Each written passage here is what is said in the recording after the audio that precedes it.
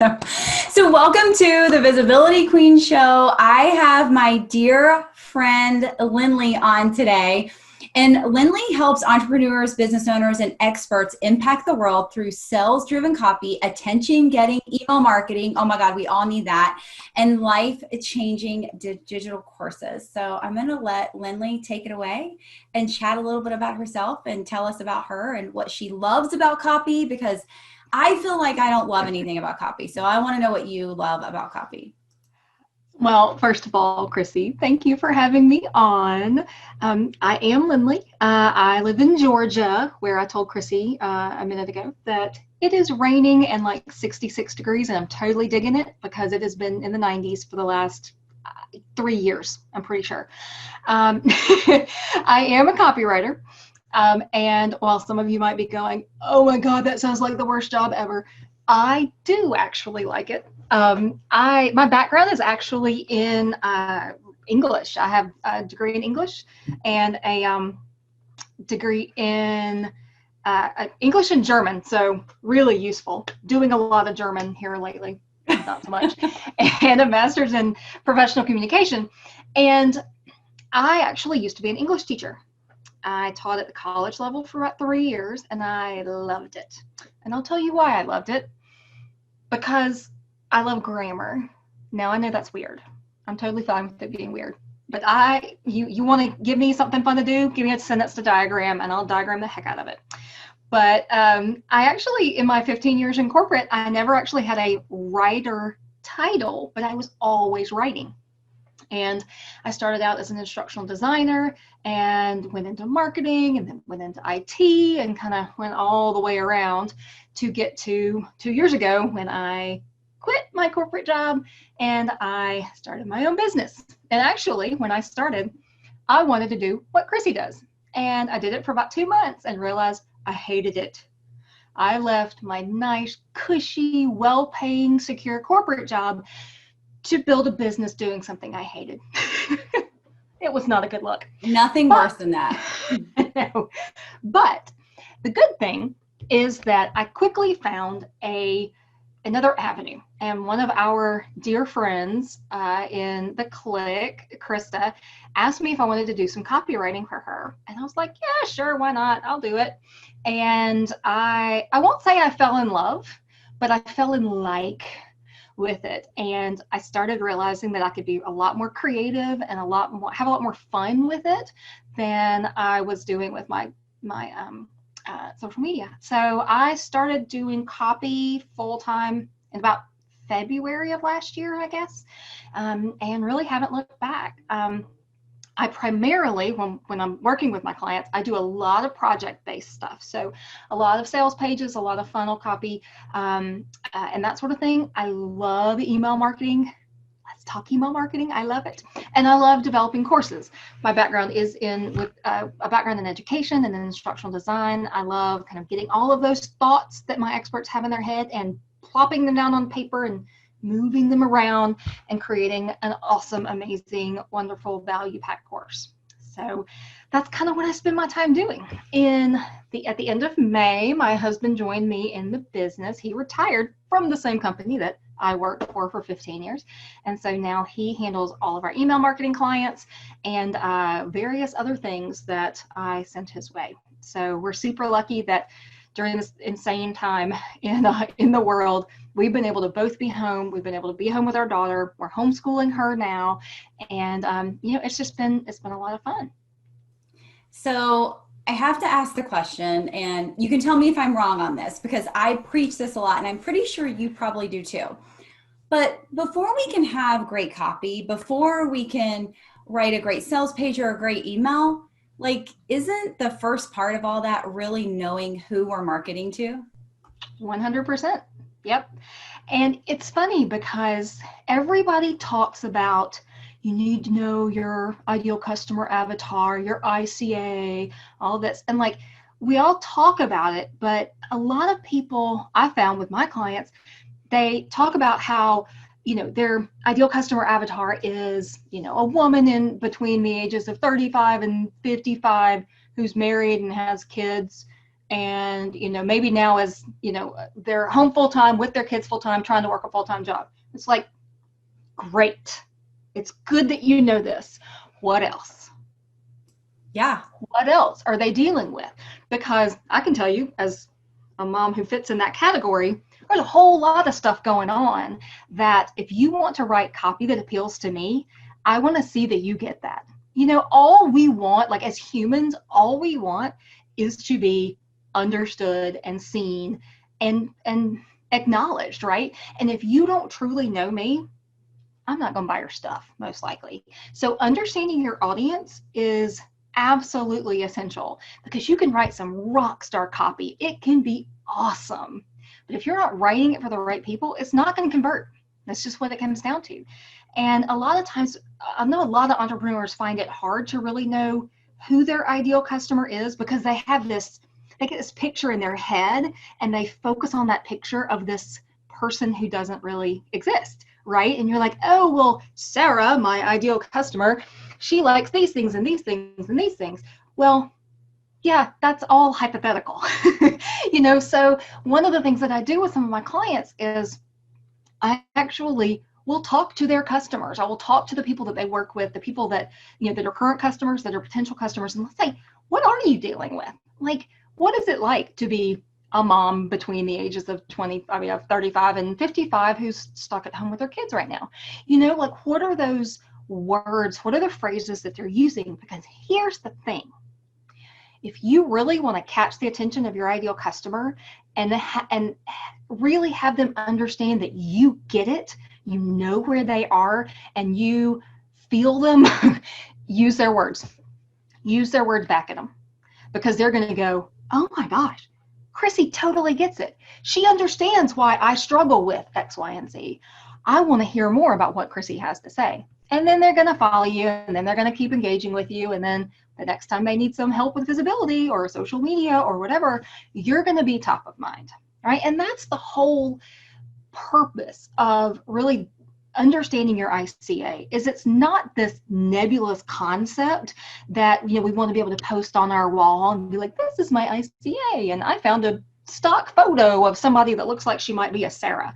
Yeah, that's great, but you're making it all up, and you need to base it on data. And so truly understanding not just the demographics, not the where do they live and how much money do they make and all of that stuff, but truly understanding their wants and their needs and their frustrations, and digging down into the deeper levels, like those levels that maybe they don't even realize that they're at, like the challenges that they're having.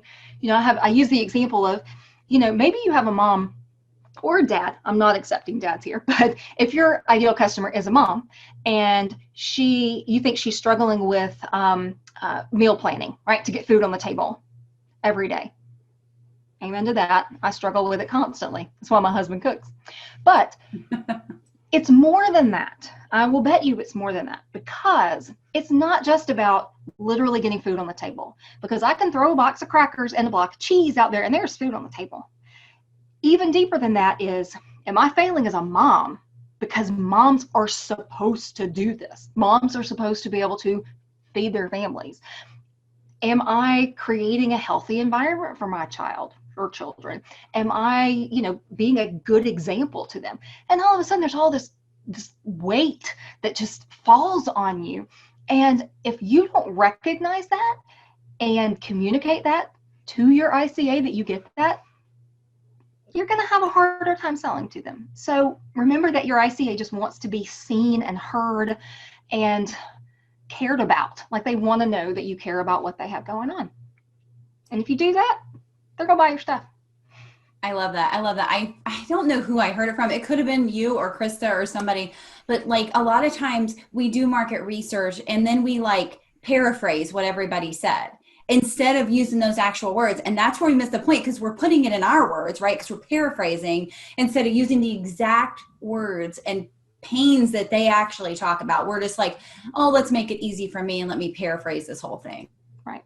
Well, and of course, when we were in school, right, we were always taught you either quote somebody word for word or you have to paraphrase, right? And there's no in the middle. Copywriting is different than what we did in school. So if you're telling yourself, I was a terrible writer, I hated English class, I got C's on all my essays, that does not mean that you're not a good copywriter.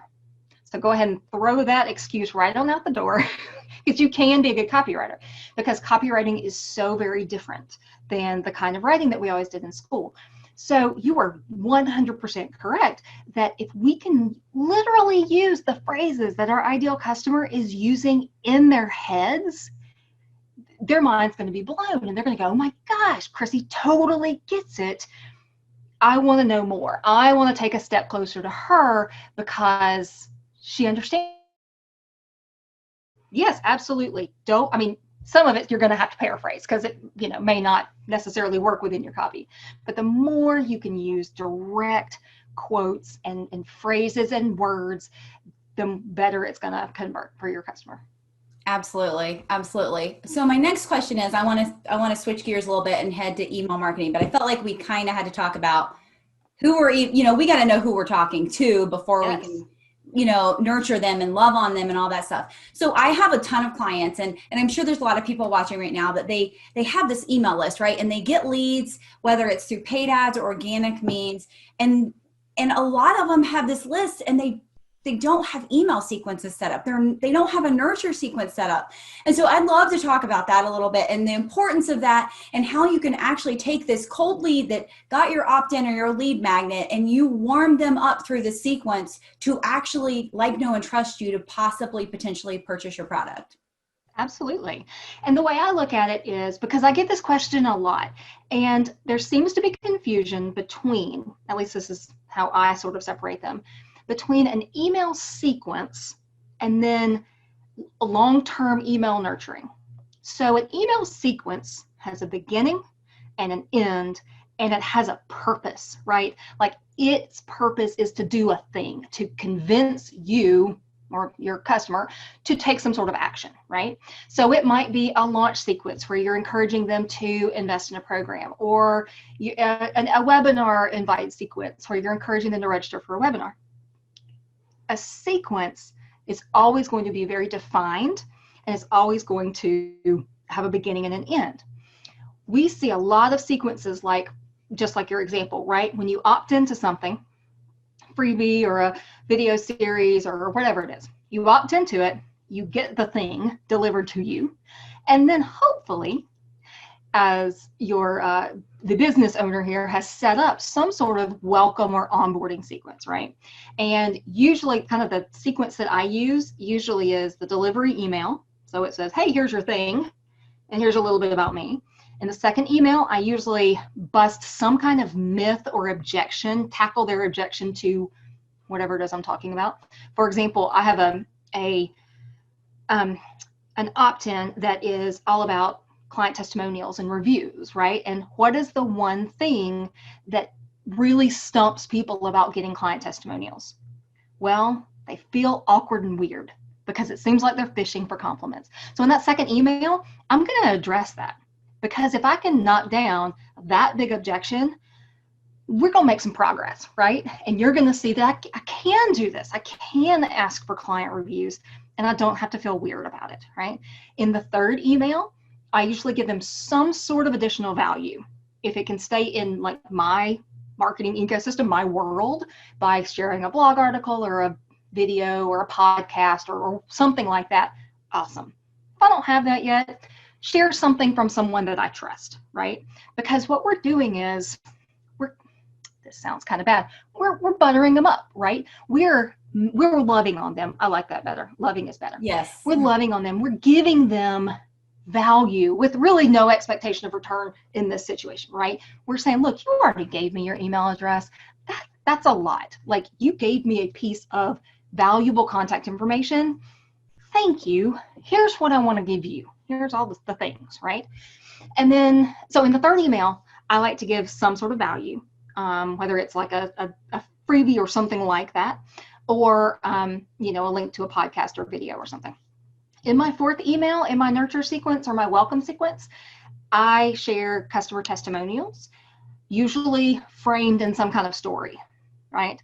And ideally, it's the story of someone who is very much like my ICA, who is my ICA? Maybe that's Sarah, right? I don't know why Sarah is the name of my ICA, but it is. And because at that point, I've given you some great value. You're coming to know me. And now you want to see, okay, like Lynley was able to get this kind of result for someone who's just like me. Wow. I bet she could help me too. And then in the fifth email is usually, again, because it's a sequence and it has, a point, it has a goal, it's usually to get them to take one step closer to you.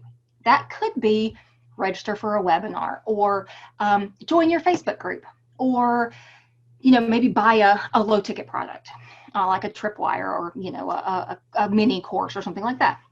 So that is the welcome sequence that I tend to use. You can have more emails, you can have fewer emails, just depends on you. But it has a defined beginning and end. What confuses a lot of people that I talk to is what happens next. And next is where we start talking about long-term nurture. And there's a lot of different ways that you can do long-term nurture. Some people do newsletters. I am on James. So James Clear wrote the book Atomic Habits, and he has a newsletter that comes out every Thursday. And I know this, which means he is very, very consistent about when his email goes out. And his email is, it's called 3-2-1. And so he says, like, here are 3 things that I've been researching this week, or I've learned this week, 2 quotes and 1 thought that I want you to kind of take away. It's the same structure every week. Do you think that's that hard to put together every week? Nah. You think he probably has a VA that puts that together every week for him and he never even reads it? Probably. So it doesn't have to be something particularly onerous to you. It can be real structured and just you plug in information every week. Some people, if you're like Chrissy, and you have a podcast that goes out, right? If you have a podcast that goes out, say every week, send your list an email every week and saying, hey, my podcast is out. This is what we're talking about. That's email nurture. You're giving them value. You're staying top of mind, which is really what email nurture is about. Because they may not be ready right this second to take advantage of your services or your products. But what if they're ready next week or next month or 6 months from now? You don't want them going, wasn't there some lady that used to send, what was that? She had some kind of, I don't remember, I'll just go Google, right? We don't want them to do that. We want them to go, bam, I'm going to call Lynley. She's the one I want to work with because I have been nurturing this relationship and building that know, like, and trust. The purpose of email nurture is in the name. It is to nurture the relationship. You're not asking for a purchase every single time, although it's perfectly fine to ask for a purchase every once in a while, right? But you're sharing value with them. If you can do it every week, awesome. If you can do it every other week, hey, if you're consistent, you're golden, right? That's the big thing. I am not always consistent. I should be, but I'm not, right? But the big thing is to show up and to be in their inbox and say, hey, how you doing? Here's a thought I had. Here's something I wanted to share with you, right? Because here's the thing about email nurturing and email in general, email marketing, that is different than social media marketing. First of all, 85% of American adults have email. That is not nearly the adoption rate that social media has, right? So you know that a lot more of your ICA has email. Now, obviously, you got to work to get in that email box. But you also know that your email is getting at least delivered to that person's email, right? Like into their inbox, one of their inboxes, however many they have, right? So the likelihood that they're going to read it is a lot higher than the likelihood that they're going to read a post that you put on your Facebook page, right? And at the very least, you know it at least got to them. We don't know how much reach our Facebook pages are going to get, but it ain't much. You know, we've seen that drop off in the last year or so. So email is really one of the primary ways that we own our traffic, own our customer list. And like when Facebook bought Instagram, do you think Facebook bought Instagram because Facebook didn't know how to do the functionality that Instagram does? No, had nothing to do with that. What do they buy Instagram for? The customer list. Yes. Those however many billion people they have on Instagram. The value of your company is in your customer list. So if you're not building a list yet, now's a great time to start. If you are building a list and you're struggling with how to nurture that list, just start. Just send them an email. Y'all, I have this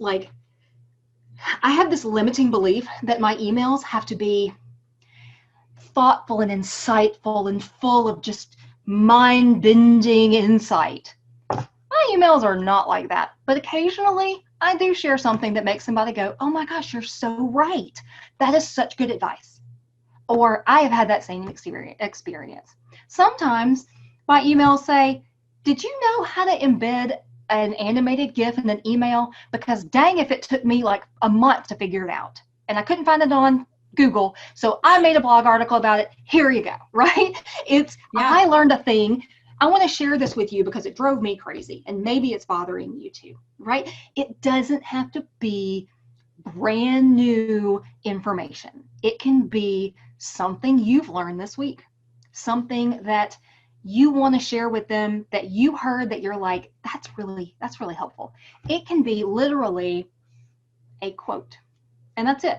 Stacy Martino has a daily email list that goes out, or a daily email that goes out to a segment of her list. And it's literally a quote. That's it. Just a quote. Usually about relationships, because that's kind of her thing, But she's got this thing programmed, I'm sure, so they never even have to touch it. It just keeps going, right? But what you put out there doesn't necessarily have to be like your next TED Talk, right? It just needs to be something that your ideal customer, your people on your list, your community is going to get value out of, hopefully. Maybe they already know how to embed a GIF and they're like, everybody knows that, Lynley. Fine. That's fine. I don't care. Somebody is going to get value out of it, and that's what matters. So if you are kind of on the fence about email marketing, dive in. Seriously, just get in there and start doing it. If you have a list and you're like, I haven't touched this list in so long, think about doing a re-engagement sequence. I did a re-engagement sequence with a client. He had a list of about, at the time it was probably around maybe 4,000 people on his list. This was in like May. And he had been very sporadic in how he was emailing them. He was sometimes he would email only the people who were engaging with his emails, which meant that he was emailing a whole lot fewer people. And we did an engagement campaign that was literally like a reintroduction of him, like a recap of sort of what he does, an invitation to unsubscribe, and then I think a pitch for his like low ticket program, right? His like membership or whatever. His open rate on those previous emails was around 10 or 11%. In general, the standard for his industry is about 20.2%. The open rate for those re-engagement emails that we sent to 5 times as many people was 40-something% overall. Wow, that's huge. What does that tell you? That tells you that people wanted to hear from him. When his email popped up in their box, they were like, ooh, what does he have to say? And they opened it, and some of them unsubscribed. Good. If you're not interested, don't stay on my list. Thanks, but no thanks. I wish you Godspeed, right? But a re-engagement campaign gives you a chance to get back into their inbox, remind them what it is you do, offer them the opportunity to opt out, because again, we don't want people hanging out with us who don't want to be with us, right? It's kind of like, the guy you dated in high school who, is afraid to break up with you and doesn't want to hurt your feelings, and you're kind of like, oh, no, oh, just me. So, do that re-engagement campaign. Some people will do a re-engagement campaign and say, if you want to stay on my list, click here. It'll tag them in the email software, and the rest of that list after, day 10 or whatever goes bye-bye, right? And they're not bothering you anymore. You're off the list. I'm going to communicate with the people who want to hear from me. So it really does become a matter of stop overthinking what you're going to tell them. Stop fearing that people don't want to hear from you. Because if they don't want to hear from you, they're going to unsubscribe. Okay. Now, are they going to report you as spam? It happens. Don't worry about it. Okay. If they really, really want you to communicate with them, they're going to read your emails. They're going to look for your emails. They're going to whitelist your emails. And those are the people who, when they're ready, are going to take that step closer to you. Right. So that's why email nurturing is so important. And I'm preaching to myself because I do struggle with it, I have to admit. But what you get out of it is so much more than what you put into it. And if you can get consistent doing it every other week or every week, you will see a massive difference. This client that started with 40 or 4,500 emails, something like that on his list, has 79,000 something emails 4 months later, just because we emailed them, just because we kept that communication going, and we gave them value. We engaged them, and we doubled his email list, right? So stop getting in your head about it and just go do it. It doesn't matter what it is. It can be a silly little GIF. Just get in their inbox.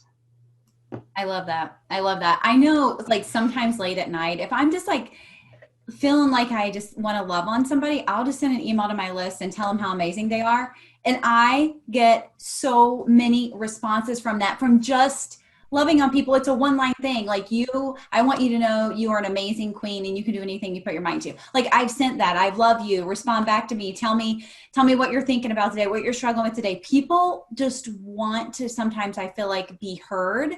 Yes. And the other thing I even tell people, number one, Facebook, Instagram, any platform is never ours. So you cannot count on it. If you plan on having a launch, let's say you have lunch and Facebook goes down for 2 days, what are you going to do? You're screwed, right? Yep. If you have a list, you can at least be nurturing and working on them and letting them know about your offer. But the other thing is, yes, we want people to read our emails. Don't get me wrong. But if you show up in somebody's inbox every single week, even if they delete it, as long as they don't subscribe, that's visibility. You reminded them you're still around.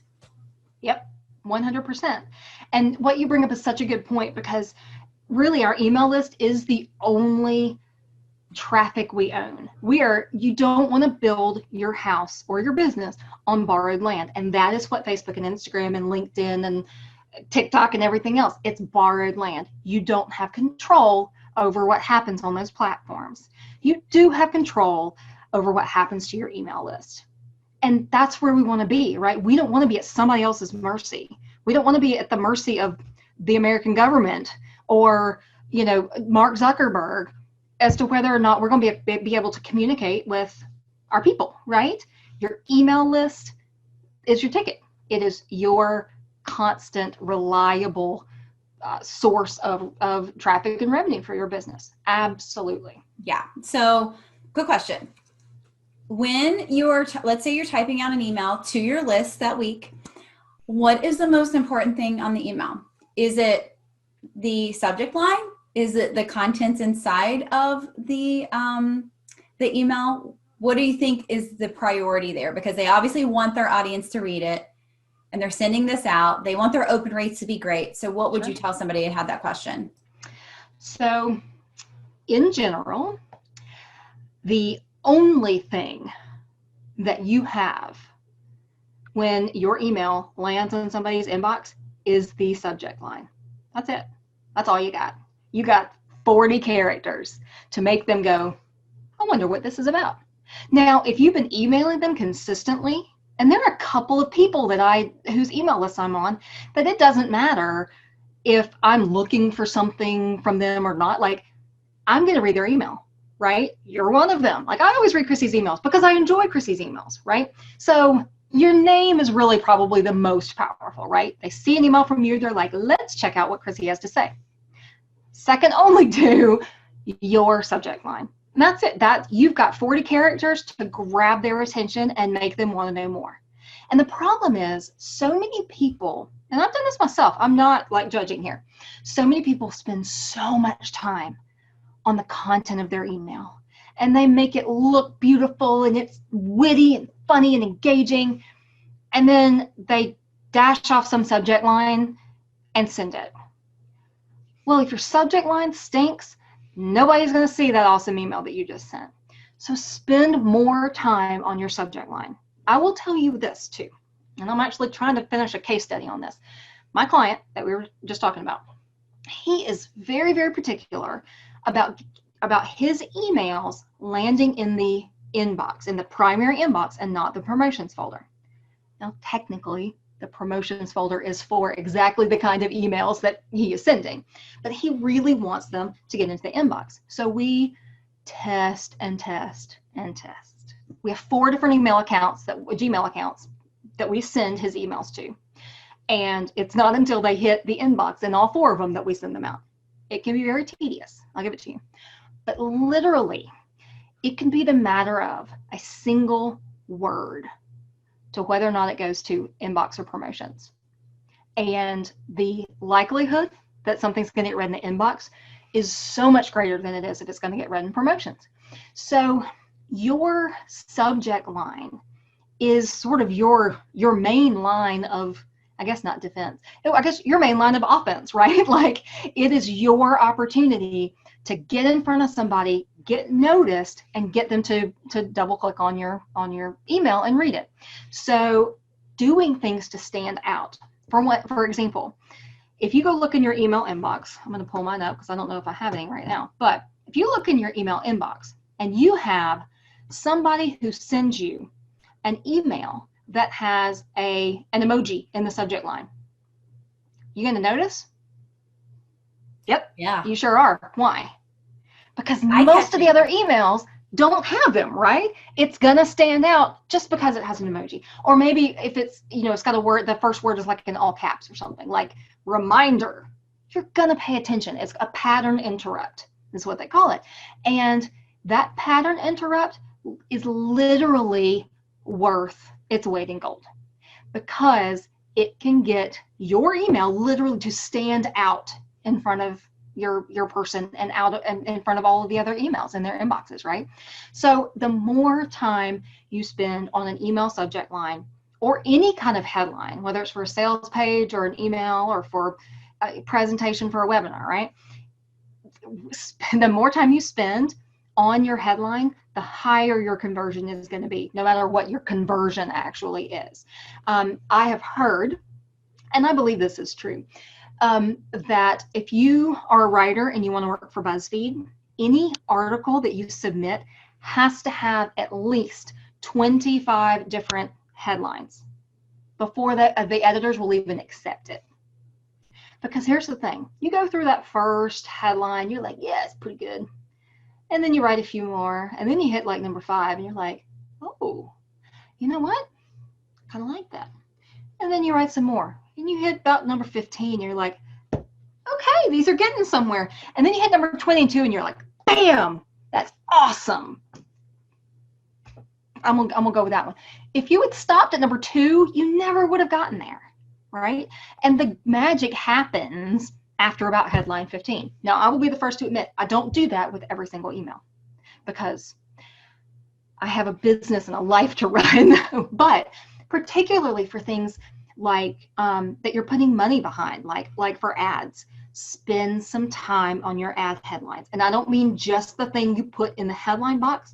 I also mean the first line of your ad, because what's the first thing that they actually see in their newsfeed? It's not the headline. It's the first line of your ad. So spend time there. Otherwise, if you don't catch their attention there, they're never going to see the rest of your amazing copy, right? Spend time on your sales page headlines, because really that's what's going to hook their attention and determine if they're going to scroll down or not, right? Yeah, absolutely. The more time you can spend on the things that really, really, really matter, the better result you're going to have. So now, do you need to every week, do you need to, go through 800 different versions of your email subject line? Probably not. But the more The more emails you send, if you look back at your emails and look and track your metrics and look at what people are opening, and especially what people are clicking through, both of those, if they open and they click through, you're doing something right. So what is it about that email, that subject line, that content that people liked? And if you start seeing a pattern, you know what is really resonating with your audience, right? One of the things that we did with this email client that we've been talking about is I was tracking what calls to action we had in each of his emails. And I started noticing that when we sent them to a YouTube video, the click-through rate was much higher than if we sent them to a link to his blog. Interesting. I don't know why. They wanted video content. So what did we start doing? Pushing video content, because that's what they're telling us they want. And they're telling us that by their clicks. Your customer communicates by their clicks. And so you've got to make sure that you're giving them what they want and you're enticing them into clicking, right? It's all about the click. That was like a golden statement right there. Say that again. Your customers, something about the clicks. Oh my gosh. We're recording. We'll go back. but yeah, your customer communicates to you by their clicks. Yes, clicks. That is yes. Huge. Yeah, write that down. That is that's a Lynley quote. It's a Lynleyism. I'm quoting. I don't know, probably, it's probably a paraphrase from something else, but I'll claim it until somebody tells me otherwise. There you go. So we have a few minutes left because I don't want to keep you too long. I know the answer. I think I know the answer to this question, but I want to ask it because all the time, working with clients and doing their ads and seeing their sales pages. And I'm sure people have the same question about emails since we're on that subject. People ask long form copy or short term copy for my ads, long form copy or short term for my sales page. Same thing with emails. Should we write a book on an email or should it be short and to the point? What should people do if they have that question? Well, the answer is obvious. I mean, isn't it? It depends. It always depends. Here's the way I look at it, though. Well, first of all, test. Because what works for your customer is not necessarily what's going to work for my customer. So test the heck out of everything and don't assume. Because the second you assume something, you are, well, you know what they say about assume. You're making an ass out of you and me, right? Yeah. So we don't want any of that. And so if you think that your ideal customer is going to like short form sales copy, try it.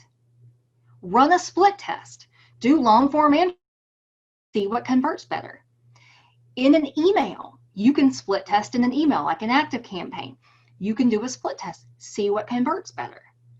Everybody's going to be a little different, and a lot of times it depends on what you're asking of them. So if you are selling, let's say a $4.97 course off a sales page, that's a lot of money for most people.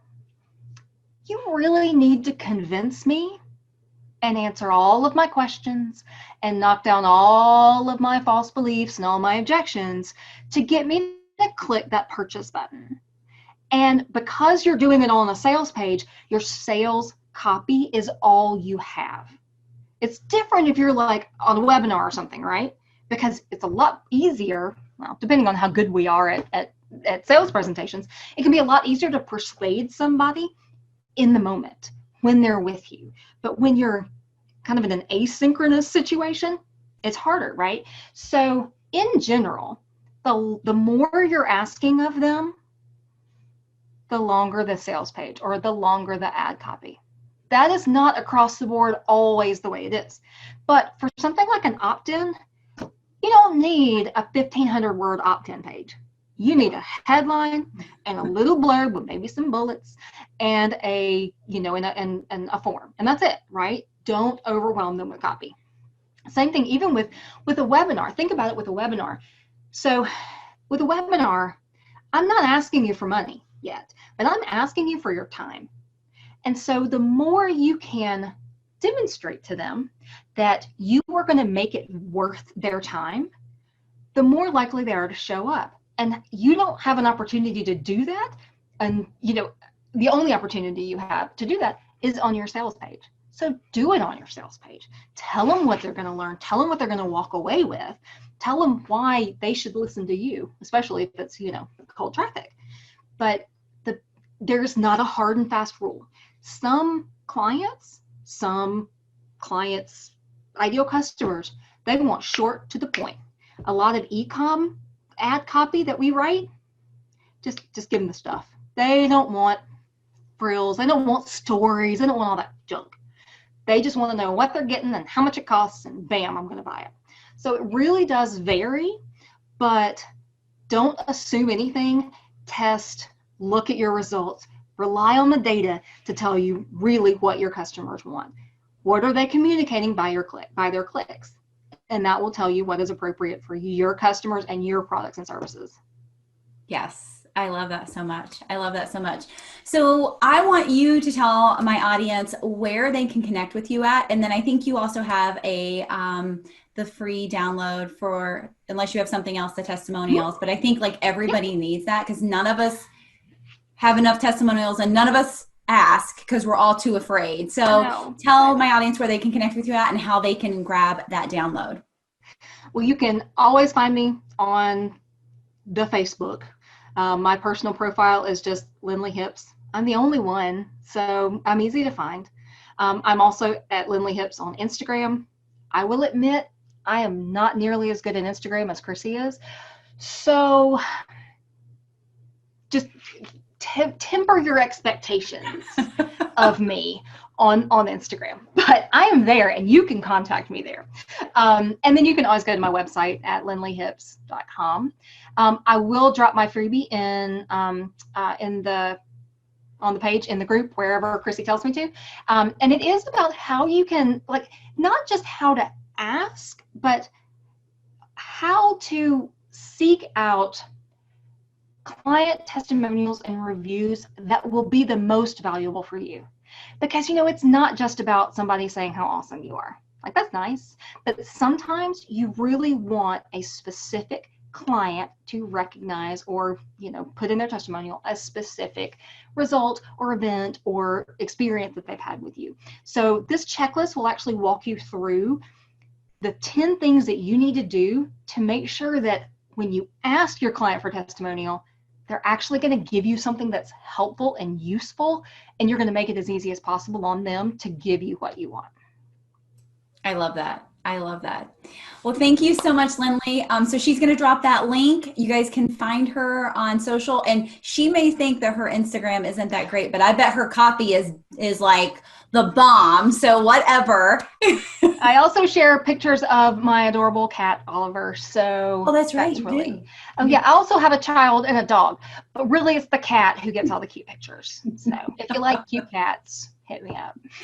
All right. Well, if you guys need help with copy, make sure you connect or email marketing or course creation or whatever it is, connect with Lynley, because she has so much support that she can help you with. And I know she's worked with some amazing names in the business, and she can support your business as well. So thank you again, Lynley, and everybody have a great day, and let us know if you have any questions in the comments. Thanks, Chrissy. Bye. Bye.